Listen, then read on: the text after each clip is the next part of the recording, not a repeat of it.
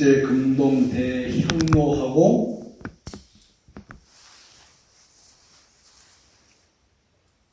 우리 민족의 사상과 어떻게 연관이 지을 수 되는가.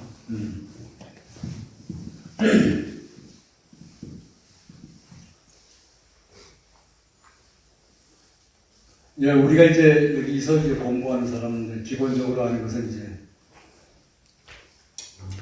우리 조상들이 천산에서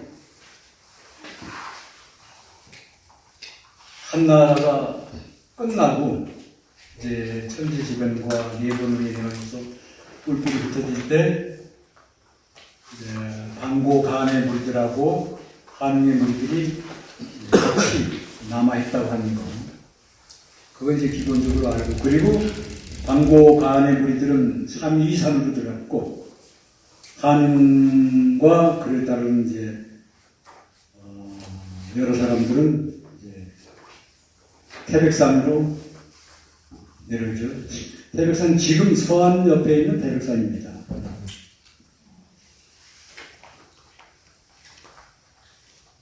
아마 그게 몇 달이 걸렸는지 몇 년이 걸렸는지 어쨌든 상당한 기간 동안 계속해서 이제 말을 타고 걸어 내려오고 이제 그랬기 때문에 하루아침에 그 태백산에 정착할 수는 없겠죠. 근데 사람 사는 것은 마찬가지죠. 세계 어디나 마찬가지입니다. 이제 보면은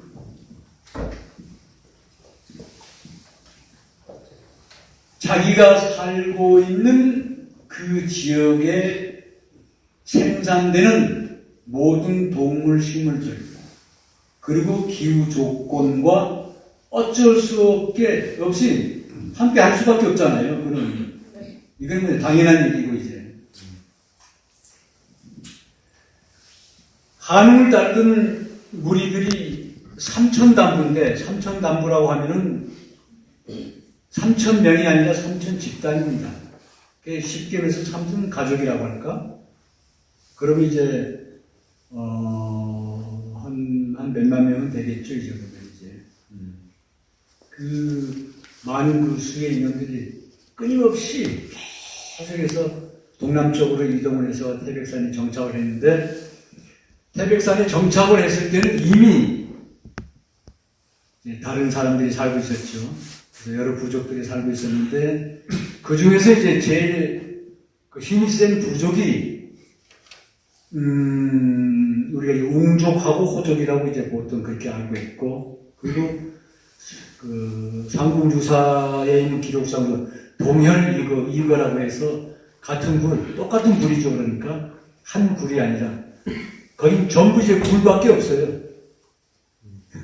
우리가 직접 서안 가서 이제 봤는데 지금도 굴이 많습니다. 거기 이제 그 굴을 뚫어도 석회질이 많아서 허물어지지가 않아요. 그래서 얼마든지 집을 지을 수가 있는 거지, 이제 보면은. 그래서 그 당시 한웅의 무리들이 내려왔을 때는 그런 모든 사람들이 굴 속에서 그렇게 생활하고 있었던 것이죠. 그리고 이제 오자마자 그 사람들하고 이제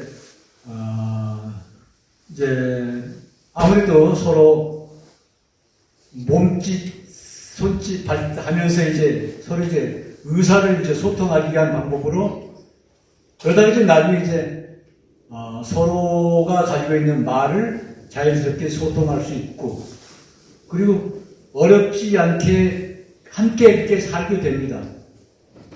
살게 되면서 한웅이 많은 그런 사람들에게 정말로 사람에게 필요한 거 여러 가지를 다 가르치죠. 이제 불을 제대로 사용하는 방법. 그러니까 우리는 이제 쑥 좀 뜨는 쑥을 비벼가지고서 아주 곱게 그러면서 늘 가지고 다녔으니까 이제 불을 피우기 위해서. 그러니까 그런 방법. 그 다음에 이제 그 활을 만들어서 쏘는 방법을 가르쳤어요. 활. 네, 그래서 그 활 얘기는 이제 결국 그 활이라고 하는 것에서부터 우리가 생각하고 있는 소위 문명의 기반이 섰다고 봐야 돼요.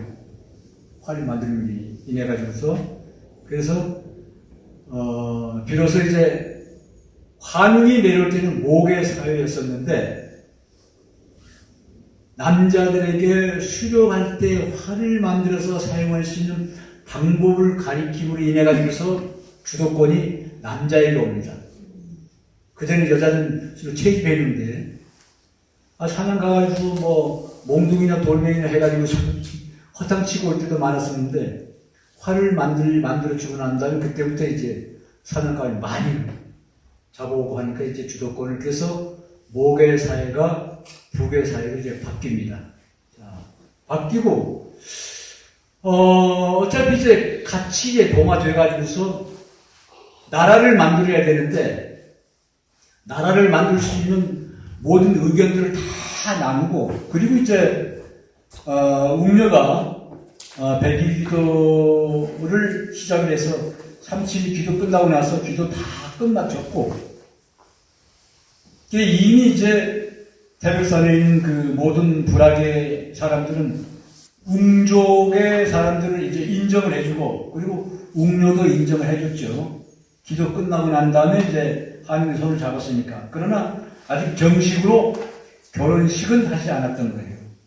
그래서 그동안에 이제 우리가 쓰고 있는 그 책력, 달력이죠. 책력 만드는 거, 여러 가지 이제 사람들에게 필요한 거 기본적으로 만들죠. 그리고 최종적으로 이제 상온 갑자 상달 상날 날을 정해서 이날 나라를 세우자 하는 것이, 그리고 나라 세우는 날에 한과 웅녀가 공식적으로婚식도 이제 하게 되는 그런 이제 일을 치는데, 그리고 천재를 지내야 되는데 어디서 해야 될 것인가? 그렇다고 지금처럼 뭐 아주 궁궐처럼 지금 멋있게 지어가지고 하는 것도 아니고, 그래서 우리가 보통 산에서 기도를 하면 있잖아요.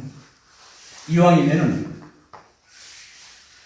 그렇게 허공 기도라고 하는데, 할 때는 그래도 뭔가 꼭 포근하고 자기 몸이 편안하게 앉아있을 수 있는 그런 장소를 선택을 하잖아요. 다시 말해서 알맞는 그 바위라든가 나무라든가. 근데 당시에 보면은 지금 서안의 위치가 우리 한번더보다 훨씬 아래쪽이에요. 좀 따뜻한 편이지. 태백산에 정말로 사람들이 넋을 잃고 볼 수 있을 정도로 나무들이, 아름드리 나무들이 막 있는데, 보통 나무들이 한 500년 이상, 1000년 되면은 참 기가 막히게 뭐 뒤틀려가지고 아름답게 그 모양이 보이잖아요. 근데 그런 나무들이 많이 있었는데, 유난히 멋있는 나무가 있었다는 거예요. 그게 바로 뽕나무입니다. 그걸 이제 신단수라고 표현했고, 뽕나무라고 하는 얘기는 안 나옵니다. 근데 신단수 아래에서 기도하고 천재를 지냈다고 하는 기억이 있는데, 그래서 신단수라고 하는 나무가 무슨 나무인가는 지금 아직 역사적으로 밝혀지지 않았는데, 그럼 지금 우리나라 사람들 뭐 한 70, 80% 이상은 그 태백산이 백두산으로 생각을 한다는 거예요. 그럼 백두산의 신단수 하면은 이제 소나무가 있겠고, 그 다음에 향나무가 있겠고, 그 다음에 이제 박달나무가 있었다고 하는데 어떤 나무인지는 모르겠어요. 그런데 한우이 내려오는 곳은 백두산이 아니라 서안 옆에 있는 태백산이라는 거예요. 그럼 지금부터 그 당시 거슬러 올라가지고 식물 분포들을 과학적으로 쭉 보면은 뽕나무들이 많았었다는 거예요. 그럼 뽕나무가 500년 이상 되면 모양이 얼마나 멋있겠어요. 그 중에서 가장 아름답고 뒤틀려져 있는 뽕나무를 선택을 해가지고서 그걸 신단수라고 하고, 거기서 제를 지림과 동시에 상달 상날이죠. 이제 신고하는 것이지. 배달나라 세운다고. 그 다음에 배달나라 세운 뜻을 홍익인간 이화세계 인연과 이상으로서 그리고 웅녀와 한웅이 혼인식을 합니다. 그러면 이때는 이미 이제 태백산의 주인 그 불악 사람들하고 이제 같이 다 이제 한 마음이 다 됐어요.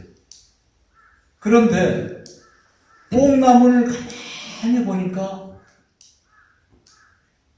이상한 벌레들이 있고 뭘 만드는 그 장면들을 다 본 거예요.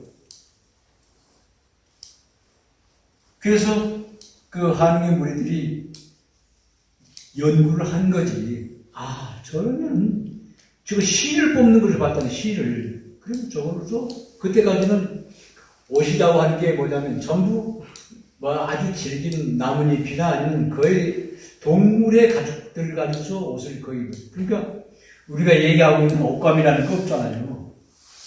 지금부터 6천여 년이 있는데.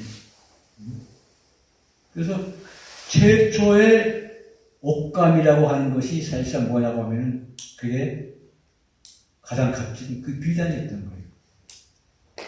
그런데 우리가 배달나라에서 글자를 2개 만들었다고 하는 것을 얘기했죠. 한의 원행은 녹도문을 만들었고 그 녹도문이 나중에 이제 금문과 갑골문을 변했고 그 다음에 하늘 글자라고 해가지고서 황실 안에서만 천부삼일 기초해가지고서 문자를 만들었다고 하는 거. 그럼 일반적으로는 보통 이제 그 녹도문을 많이 사용을 했어요. 그런데 우리가 농사를 짓잖아요. 농사. 그 농사를 짓는다고 하는 것은 뭐냐면 인위적으로 사람이 갖고 가지고서 수확을 거둔 게 농사란 말이에요. 그 이전에는 농사라고 하는 게 없었지. 산에 가서 그냥 채집이지, 채집.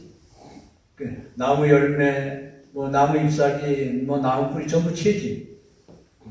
그 다음에 이제 먹을거리 이제 동물 같은 이제 수렵이라고 하는 거고. 근데 최초로 중원 대륙에서 우리 배달나라에서 농사를 지었다는 거예요, 농사.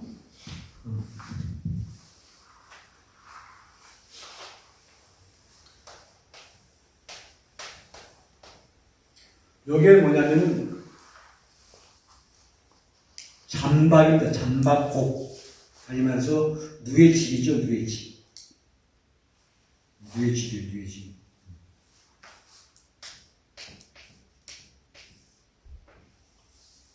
자, 이 두 글자가 합해가지고서 농사의 시작이 농자가 됐다는 거예요. 요거 밑에 글자를 보면 누의 신자입니다. 누의 신. 누의 신. 네. 요건 누에를 키우는 집, 장박이라고. 이 글자가 농자의 농자. 그러니까 중원 대륙에서 우리의 조상들이 농사를 제일 처음 시작했다고 하는 것은 비로소 누에치기를 했다는 거예요. 누에치기. 근데 한웅의 무리들이 이 뽕나무에 있는 그 누에를 보면서 너무너무 신기한 거예요. 어떻게 하면은 그 벌레 입에서 저렇게 실 같은 게 저렇게 나올까? 그래서 그걸 착안을 해가지고서 최초로, 그러니까 지금처럼 이제 완벽한 옷은 아니지만 어떻든 그것을 실로 만들어서 옷을, 그러니까 최초로 입은 옷이 최고급이었지. 실크니까 최고급이었지. 그래서 그 농사의 시작이 우리가 얘기하고 있는, 다시 말해서 누에치가 제일 처음 시작이 됐다는 거예요.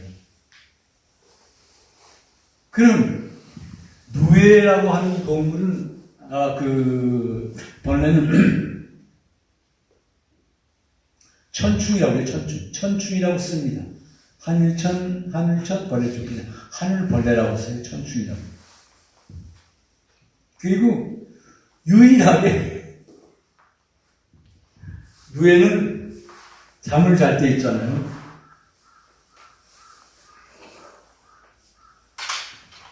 고개를 쳐들고 자요.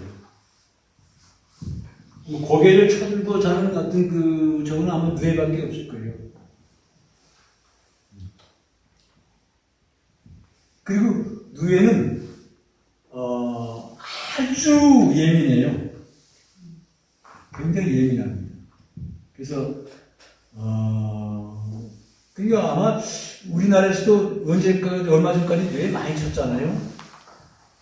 그러면 연기에도 굉장히 예민해. 연기가 조금이라도 가면 안 돼. 그 다음에 여자들이 이제 한 달에 한 번씩 달거리 하는 사람이 옆에 가도 바로 뇌에는 반응을 일으켜요. 그 다음에 화장품 냄새. 물론 이제 요즘 말하는 어떤 농약의 성분이 직접 닿지 않고 농약 성분의 그 냄새만 가도 벌써 뇌는 죽어버려요. 그만큼 이제 예민하다는 거죠.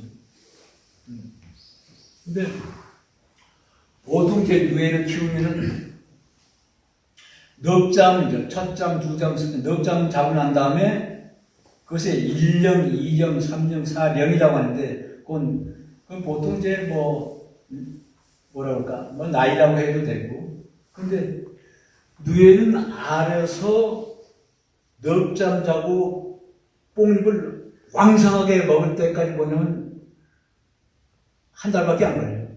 그만큼 부쩍 커버리는 거예요. 아마 알에서 시작해서 한 달 사이에 그렇게 부쩍 클 수 있는 것은 모르겠어요. 뭐였는지. 근데 다시 말해서 처음 알에서 한 달 지나고 난 다음에 뇌의 크기라면 약 1만 배라고 해요. 크기가. 엄청나게 큰 거지. 근데 한 잠 자고 날 때마다 허물을 벗어. 커지면서 자꾸 허물을 벗어. 그러니까 허물을 4번이나 벗습니다. 뇌는. 그리고 처음에는 마음대로 먹을 수가 없어가지고서 사람들이 조금씩 잘라서 주는 거지. 그 다음에 2잠 자고 석잠, 넉잠 자고 난 다음부터는 이제 본격적으로. 그러니까 누에 치는 사람들 얘기 들어보면은 넉잠 자고 나오고서 본격적으로 꽁잎 먹을 때는 막 삭삭삭삭 소리가 난다고 그래요. 그런 사각사각 소리 나는 게 뇌들이 많잖아요, 굉장히. 그 많을 때는 소리가 그러니까 비 오는 소리 같은 거, 그렇게 들린다고 해.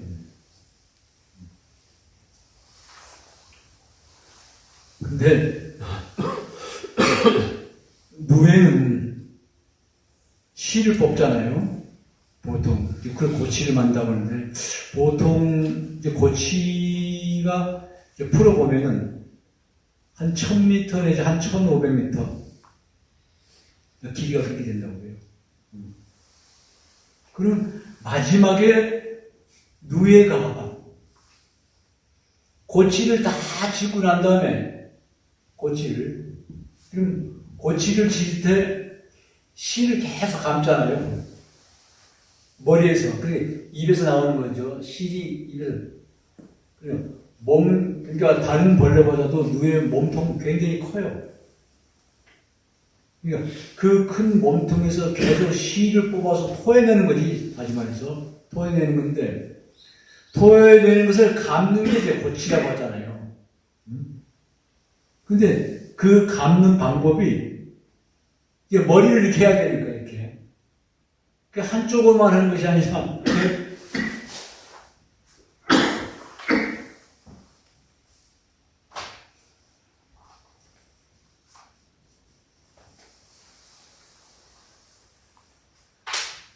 이거 이제 영원성이라고 해요. 영원성.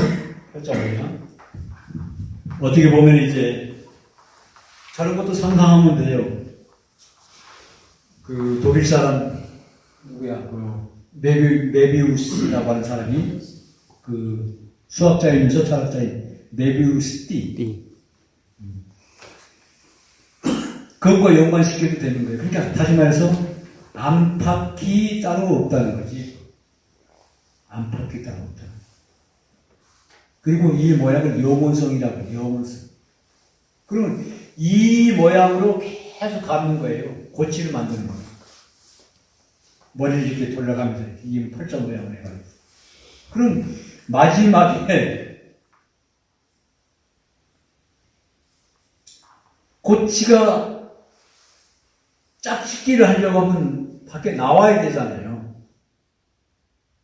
그러면 그 마지막 부분, 그 감는 그 부분, 끝 부분을 가지고서 입에서 그 액체가 나온다고 그래, 액체. 그 액체로 그 끝부분 바르면 그 실이 굉장히 부드러진다고 그래요. 그럼 그 부드러진 틈으로 이제 나오는 거예요. 애벌레가. 그러니까 안에서, 일단 본덱에서 다 이제 유충이 돼가지고서 이제 나박으로 나오기 직전까지 모든 것이 다 만들어지죠, 이제. 이제 나오면서 이제 펼뜬 날개가 이렇게 말리는 거지. 그런데, 누에는 날지를 못해요. 누에 나방. 다른 나방들은 다 나는데 누에 나방은 날지를 못한단 말이에요. 그럼 누에 나방이 나와가지고서 일단 그 몸통 끝부분에서 그 향기샘이라고 하는 데서 이제 그 냄새가 나가죠. 그럼 그건 뭐냐면 이제 짝짓기 하기 위해서 그 냄새를 풍기면 그 주위에 있는 다른 이제 수컷의 나방들이 와가지고 이제 짝짓기해서 알을 낳으면 보통 한 1000개. 근데 누에 나방은 짝짓기 하고서 알을 다 낳고 난 다음에 아무것도 안 먹어요. 아무것도 먹지 않고 그대로 천화하는 거지, 천화. 그대로 죽는 거예요. 짝짓기해서 누에 알을 이제 다 낳고 보통 한 1000개 난다고 그래요. 그리고 아무것도 먹지 않고 그대로 죽어. 그러면 지금 우리가 이런 것을 여러 서적들을 통해 가지고서 보고 있는데, 그러면 도대체 중국과 우리나라는 지금 나누어져 있지만은 우리의 무대는 중원 대륙이었잖아요. 중원 대륙. 그러면 자, 중원 대륙에서 사람들이 얘기하고 있는 동물 가운데 인위적으로 상상해서 만든 것 가운데서 가장 귀하게 존경스럽고 봤던 동물이 뭐냐면 용하고 봉황이란 말이에요. 그 용하고 봉황은 실제 있는 거 아닙니다. 그 상상해서 만든 거예요. 상상해서.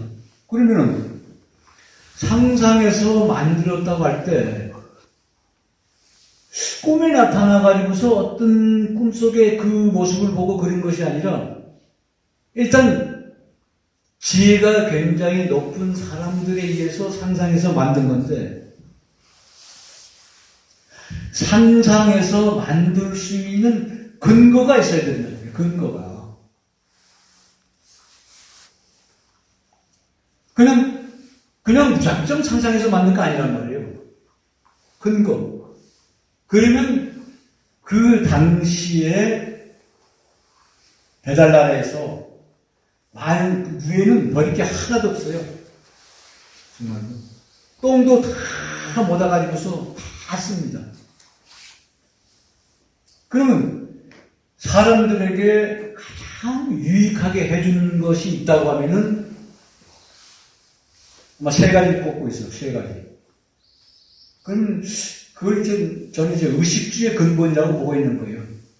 사람들은 의식주 얘기하잖아요. 가장 근본이. 그러면 그 의식주의 근본을 찾아낼 수 있었다는 거. 그러면 결국 의라고 하는 거, 옷의 근본은 바로 무예라는 거예요, 무예. 그리고 식의 근본은 불이고, 불. 불을 사용함으로 인해 가지고서 비로소 사람들이 먹는 것으로부터 굉장히 자유해진 거예요. 분명히 불을 잘 사용할 수 있었다고 하는 거. 그리고 주의 근본은, 우리 흙으로 이제 뭘 만들잖아요? 근데, 이 흙을 가지고서 좀 더 견고하고, 튼튼하고, 오래 갈 수 있도록 하기 위해서는 어떻게 하지? 그래서 그 흙을 불에 꼽은 거예요. 불에 꼽은 거. 그러니까 아마 이 세 가지 원리를 통해서 의식주가 발전할 수 있는 가장 기본 바탕이 됐던 거. 그런데 여기서 뇌를 키우면서 유심히 보니까 아니 희한하게도 뭐냐고 하면 잠잘 때는 고개를 탁 쳐들고 잔다는 거예요. 그러면 이 우리에게 너무너무 소중하고 귀한 이 뇌를 어떻게 해서 아주 아름다운 모습으로 만들 수 있을까 할 때 그게 그래서 용이라고 하는 것이 만들어집니다. 용.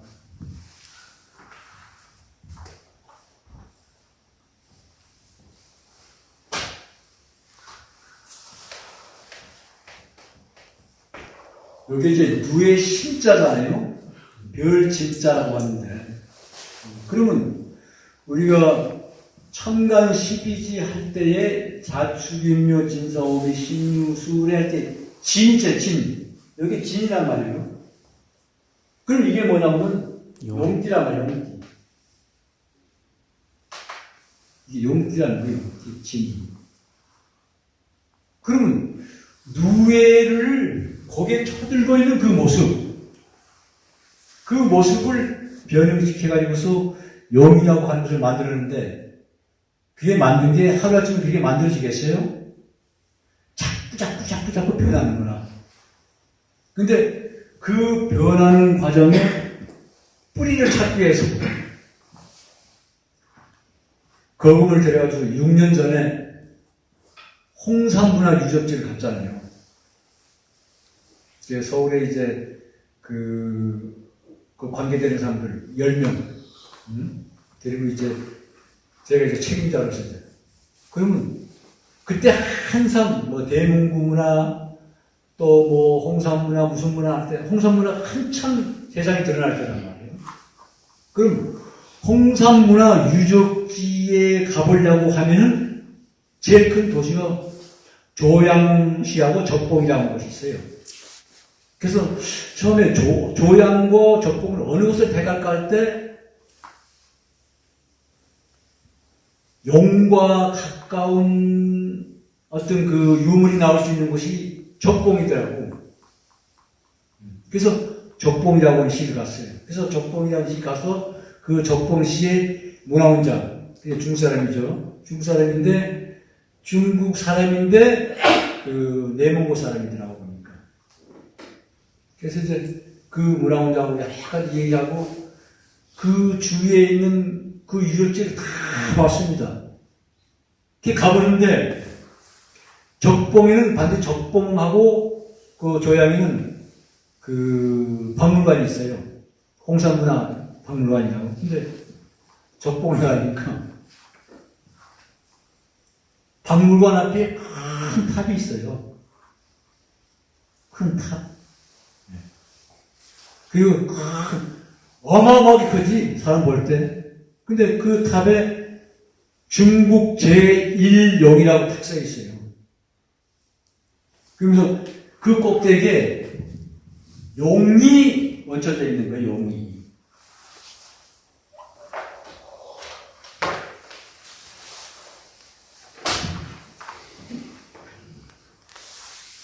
탑이 이렇게 있으면 엄청나게 크게. 그럼 여기에 이게 중국 제1용 거기 써 있고 여기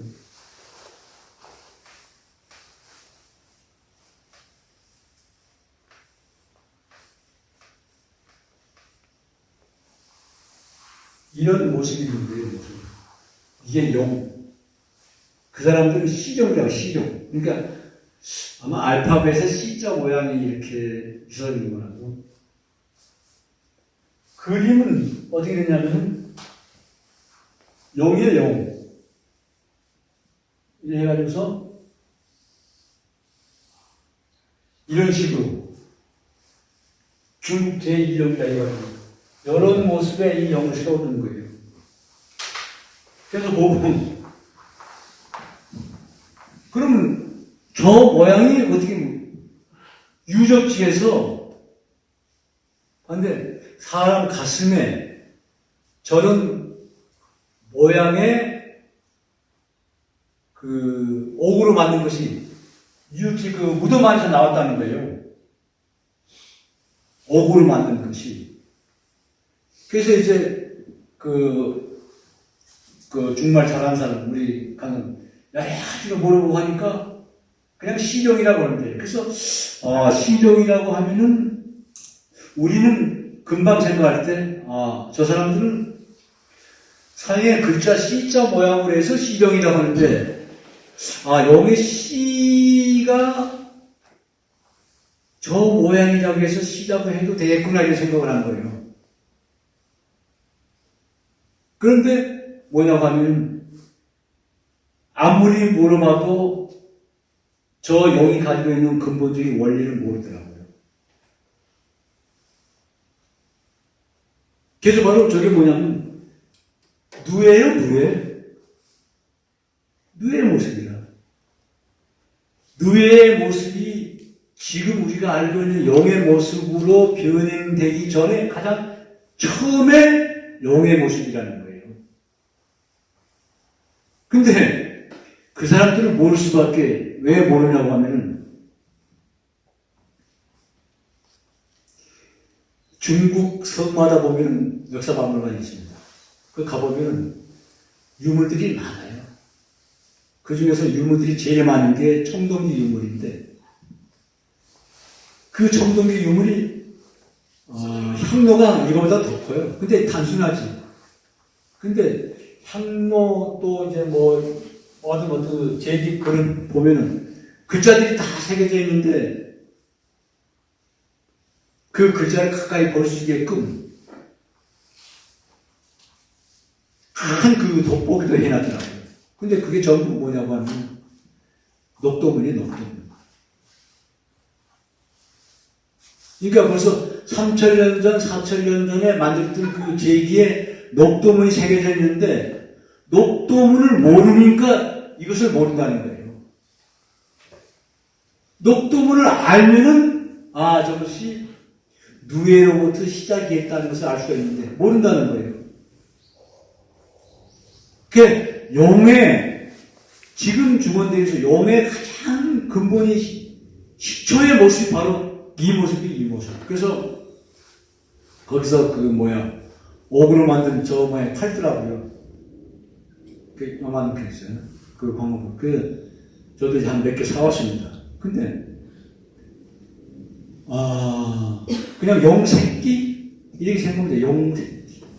그냥 누에가 거기에 쳐들고 있는 누에가 변형돼가지고서 용을 만들었을 때 제일 처음 그려진 저 용의 모습이에요.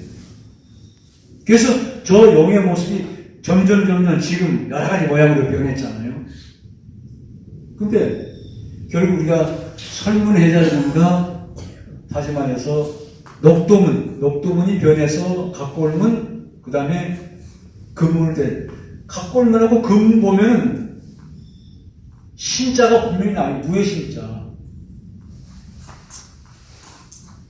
근데 여기서 이제 한 가지, 이건 제 생각인데 아마 제 생각이 거의 100% 맞을 거예요. 생각이지만 용이 승천한다고 하잖아요. 네, 용이 승천. 그럼 용이 승천하기 위해서는 하늘의 그 어떤 세계의 상징물로 되기 위해서 승천하는 거예요. 그럼 우리의 홍익사상 신선도 문화를 많이 살펴보면은 이건 틀림없는 얘기다. 자, 우리의 조상들이 배달나라 때 본래 누에는 자연에서 컸잖아요. 그 자연에서 커가지고서 그 나방은 날아다녔어요. 누에 나방. 아주 멀리 나가지고 날아다녔어. 그런데 농사를 짓기 위해서 그 누에들을 다 집 가까운 데 가둬놨잖아요. 그리고 누에 집을 만들어가지고서 뽕잎을 뜯어가지고 계속 누에치기 했는데 그때는 이렇게 되면 누에는 결국 자연스럽게 힘이 없어지는 거예요. 그냥 먹는 거예요. 먹고 나서 힘만 뽑는 거예요. 그러니까 보통 이제 석잠 자고 한 넉 잠 잘 때 누에 뽕잎을 주면은 한 30cm는 길잖아요. 그러면 뽕잎이 30cm 너머에 보이는데도 누에는 못 가. 그만큼 길들여져 버리는 거예요. 그러니까 누에 치는 사람이 좀 쉬운 거라 함부로 어디 많이 도망가지도 않고 누에 집에 있고. 그래서 배달나라 우리 조상들은 우리가 자연스럽게 키우고 있는 그 누에를 인위적으로 잡아가지고서 왜? 우리의 이익을 위해서 씨를 뽑기 위해서 씨를 가장 빨리 가깝게 뽑기 위해서 그 바람에 결국 누에는 폐화되어 버린 거예요. 그래서 누에 보치에서 나와도 몸은 커져버리지. 그러니까 왜냐면 왜? 씨를 뽑기 위해서 이 몸은 커져버리고 날개는 약해져 버린 거예요. 그래서 누에가 날지 못하는 거야. 그래서 우리 사람들은 우리 때문에 본래 자연스러운 누에는 나방 있게 날았는데 우리 때문에 날지를 못하는 저 누에에게 날개를 달아줘야 되지 않겠나. 그래서 인위적으로 가상적으로 날개를 달아준 거예요. 그 날개를 달아줌과 동시에 그럼 결국 뭐냐고 하면 자 누에가 고개 쳐들고 있는 누의 모습이 적봉에 있는 저 새끼 용의 모습으로 변해서 저 용이 새끼 용이 나중에 점점 변해서 지금 여러 가지 모습의 용으로 됐잖아요. 근데 그 승천해야 되는데 승천하고 난 다음에 뭐가 됐냐? 그게 바로 봉황이에요. 봉황. 그러면 이걸 우리가 이 향로를 볼 때 뭐냐고는 요 중심이 있잖아요. 중심. 요 손 위는 형이상합, 이 밑에는 형이하합. 다시 말해서 이 아래쪽은 물질의 세계라는 물질. 물질의 세계. 그럼 물질의 세계에 있어가지고서 상징이 뭐냐고 하면 용이라는 거예요. 용. 물질 세계에서 가장 그러면 자. 지금 중원 대륙에 있는 모든 것들이 경제적으로 그만큼 일어설 수 있는 가장 밑바탕은 바로 다름이 아니라 실크라는 게 실크. 실크가 유럽으로 왔을 때, 그러니까 거의 금하고 비슷하게 바꿨다고 해. 그러니까 유럽 사람들이 정말 그 잠잘 날개 같은 그 천을 보고서 얼마나 환호하고 반했겠어.